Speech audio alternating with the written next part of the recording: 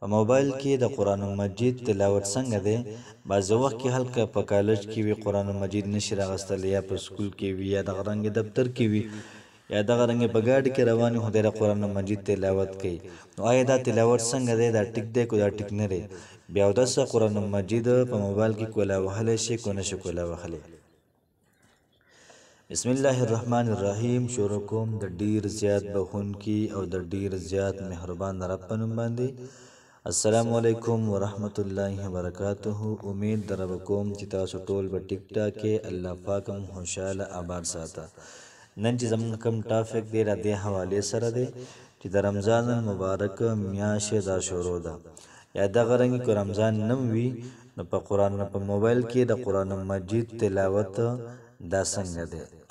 یاد ساتئ چې په موبایل کې د قرآن مجید تلاوت یا دغه نه کې موږ قرآن مجید راوالو، په هغه کې تلاوت دواړو کې لږ معمولي غونډه فرق دی. کوم روحانیت چې قرآن مجید موږ راوالو او په راحل کې کېدو او په ادب د کینو، دغه روحانیت موبایل کې دا نشته دی.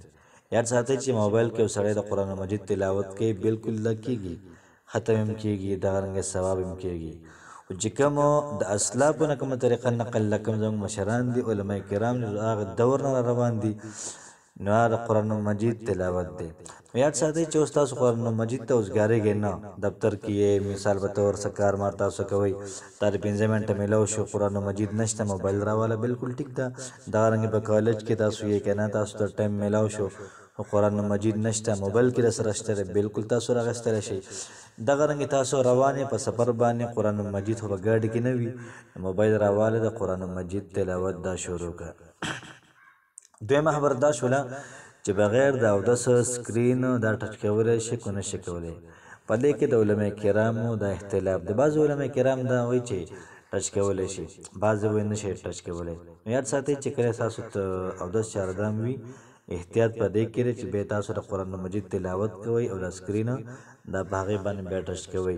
او که ستاسو اودس چاردام نه وي نو هلته کې د قرآن مجید چې کوم پیج دی، که تاسو مخکې وروسته کوئ نو یو قسم دا د پاسه د قرآن مجید ستاسو لاس راځي. خو یاد ساتئ چې دا اختلاف باندې مبني نه، اختلاف کې ویل نرمي راځي، نو که تاسو کې بیا څه مسله نه کوي.